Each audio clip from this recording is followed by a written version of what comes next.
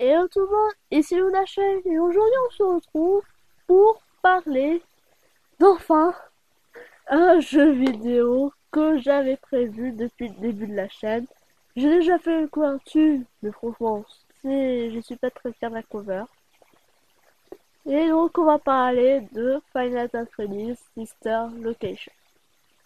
Alors déjà c'est quoi ce jeu? C'est un peu une suite à FNAF, donc Final Fantasy. On l'a tous connu ce jeu. Si vous connaissez pas, allez regarder des vidéos dessus parce que là je vais tout vous spoiler sur ce jeu. Donc en gros, beaucoup de gens disaient que c'était un petit update comme Snap World qui était son avant précédent jeu, je pense. Je sais pas vraiment. Non, son précédent jeu. Non. Snap 4 est sorti avant. Donc voilà. Donc beaucoup de gens allaient penser que c'était juste un petit easter egg. Alors qu'en fait non. Même que le jeu n'était même pas sorti, qu'on avait déjà les théories de qui sont les enfants, est-ce que c'est peut-être elle qui a causé cette fameuse morsure de 83, quelque chose. Et surtout pour les noms. Déjà, on était sûr pour les remplaçants de Freddy Foxy, Phantom Freddy, Phantom Foxy. Après, pour les deux filles, qui est Ballora et Baby, enfin Circus Baby, on n'était pas sûr. Beaucoup de gens l'avaient appelée Charlotte et Ballerina. Donc là, quand je l'ai sorti, tout le monde s'est rendu compte qu'ils n'avaient pas vraiment trop tort sur la ballerine, donc qui s'appellera Ballora. Et Baby qui sont partis dans un long délire. Et d'ailleurs, je pense que le jeu a été prévu bien avant. Parce que si vous avez fait, ou si vous avez regardé la fin de FNAF World, la fin avec l'arc-en-ciel là, on a un petit easter egg, comme vous savez, où un des créateurs du jeu FNAF, attention, c'est pas Scott, c'est pas Scott Ketchum, c'est un ami de Scott Ketchum qui l'aide à créer le jeu, et qui dit qu'il a fait une erreur, qu'il a créé Baby. Donc, le jeu Sister Location a bien été imaginé, même en même temps que FNAF. FNAF World, pardon. Je m'embrouille dans mes mots.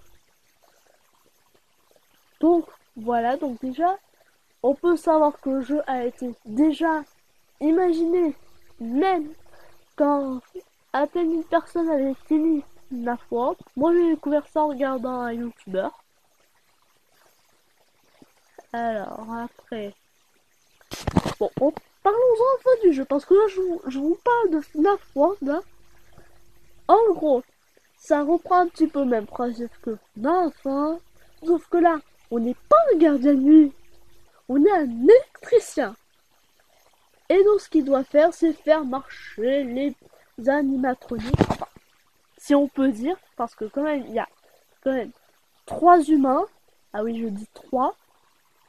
Je dirais même 4.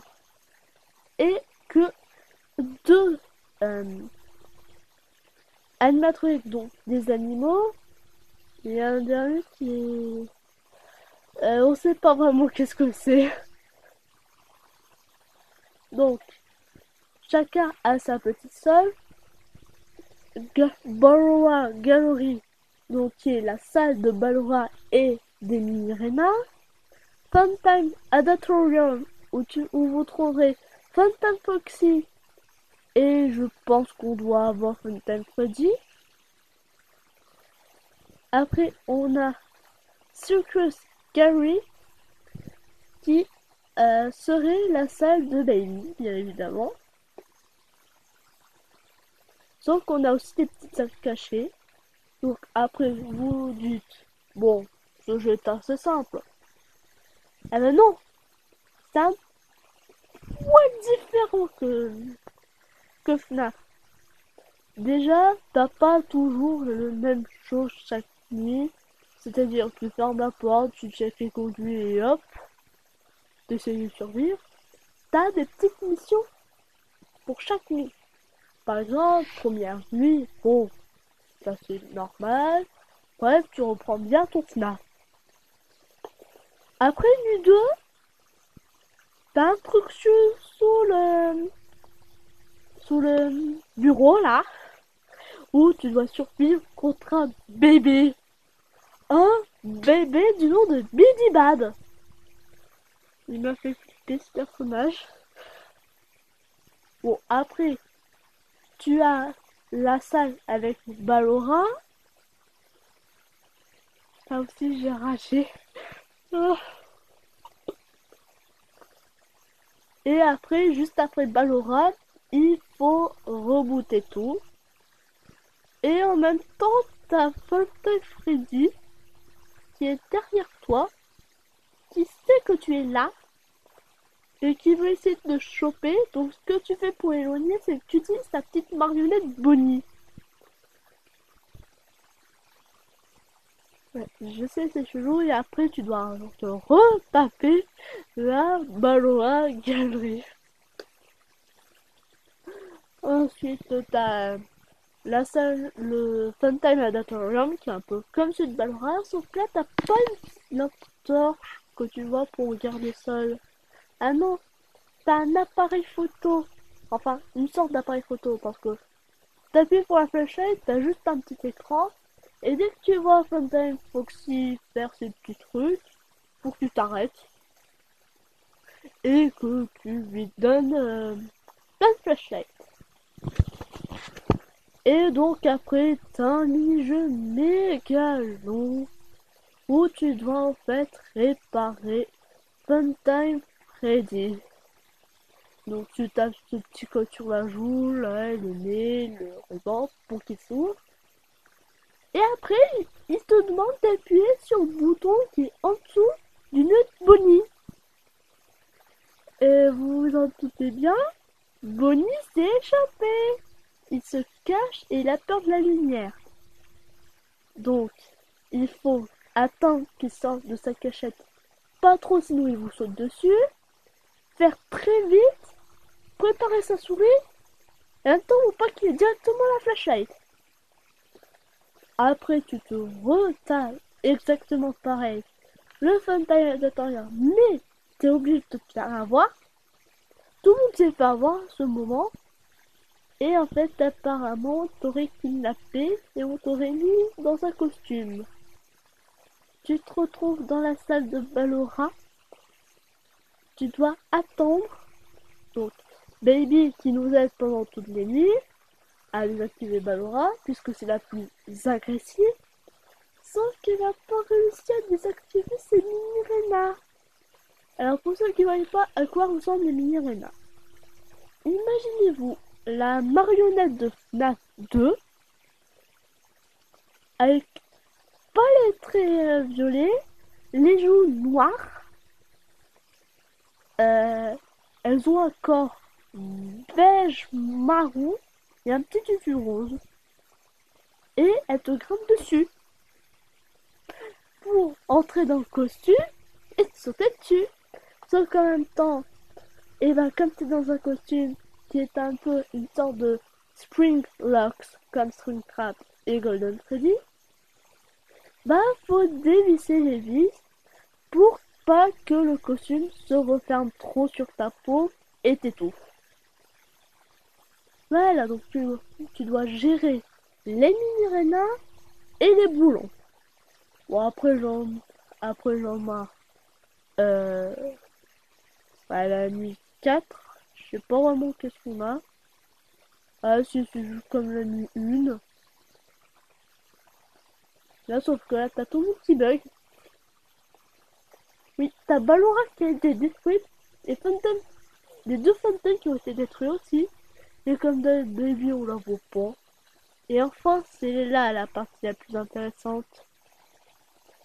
C'est avec la nuit 5. Alors, on va commencer par celle la plus simple.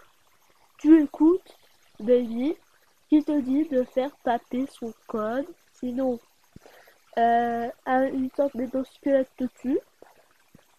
tu la suis, tu l'écoutes, bref. Elle dit à Ballora, c'est bon, il est de notre côté, il veut nous aider. Elle nous laisse. On rentre dans la fameuse Scooping Room, qu'on n'arrête pas de nous parler pendant tout le jeu.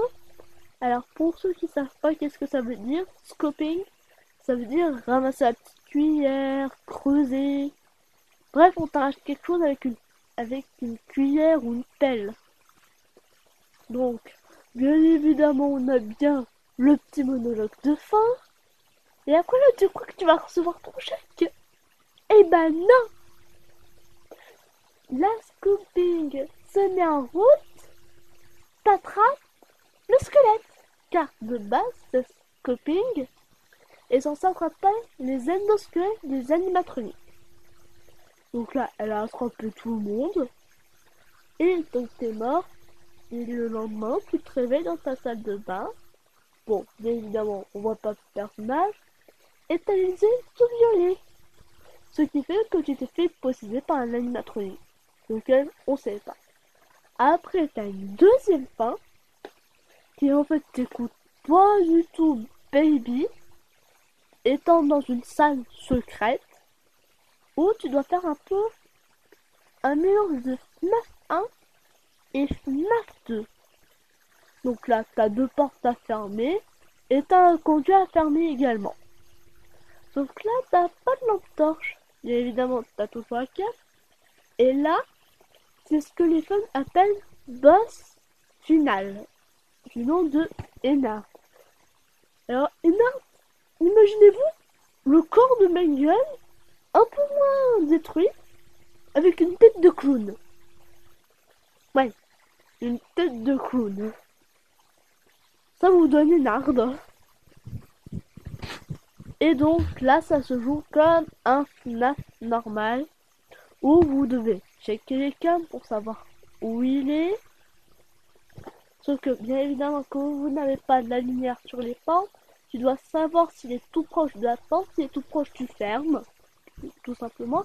Sauf qu'il ne faut pas trop utiliser la tablette et pas trop fermer la porte. Parce que comme FNAF 1, tu as du pouvoir illimité qui s'écoule encore plus vite que dans celui de FNAF, le premier. Et donc là, si tu réussis, t'es totalement sauvé. T'as juste ramené une part chez toi. Ça va falloir qu'on m'explique. Donc voilà un gros le jeu. Par contre là je crois que je vais arrêter un peu la vidéo. Je vous ferai une deuxième partie parce que là je suis proche des 15 minutes. Bon bah je vous donne rendez-vous à la deuxième partie.